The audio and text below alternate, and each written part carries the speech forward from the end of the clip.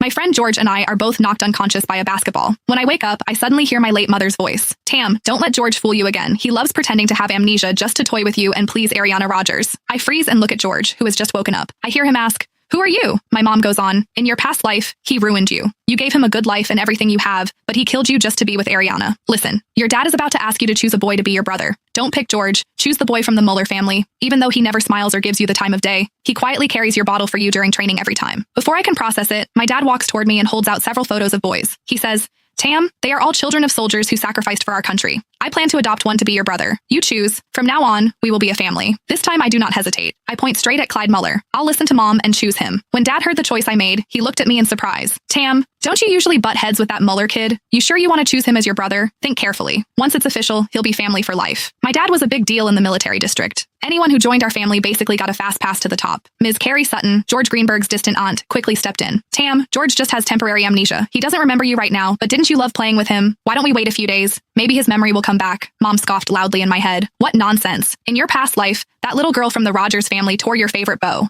You barely said anything, yet George locked you outside. You stood in the rain for so long you almost got sick. In the end, it was that Mueller boy who came looking for you with an umbrella. He kept saying what a hassle, but still draped his coat over you." Hearing that, something in my chest tightened. I didn't understand why Mom kept talking about the past life, but every word weighed on me, like something heavy was pressing against my chest. Besides, Ariana Rogers had always been the person George cared about most. They were always playing house together, and I was the one left out. "Dad, I've decided. I want Clyde Mueller as my brother," I said firmly. Dad put the photos away and gently ruffled my hair. "All right, I respect your choice. In 2 days, I'll host a dinner and make it official." Mom let out a long breath.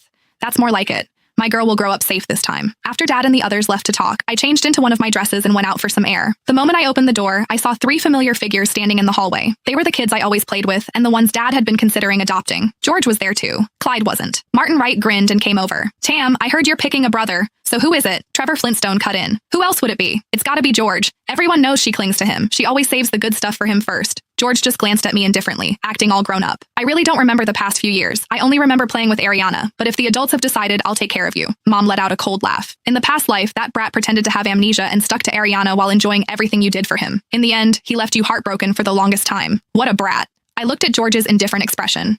If Mom hadn't warned me, I probably would have believed him again. In the past, I used to trust him so much. I really thought he liked being friends with me. I still remembered my birthday 3 years ago. He gathered all the kids around to sing the birthday song for me, his eyes shining as he said, "Tam, I'll protect you forever." At that moment, I was so touched I nearly cried. From then on, I followed him everywhere. I never imagined he actually preferred playing with Ariana all along. He'd only been nice to me because of my dad. And now, he was just pretending to have amnesia so that he could openly say he liked being with Ariana while still agreeing to take care of me so that Dad would adopt him. As if things were that simple. What a jerk. I held back from exposing him and thought that I would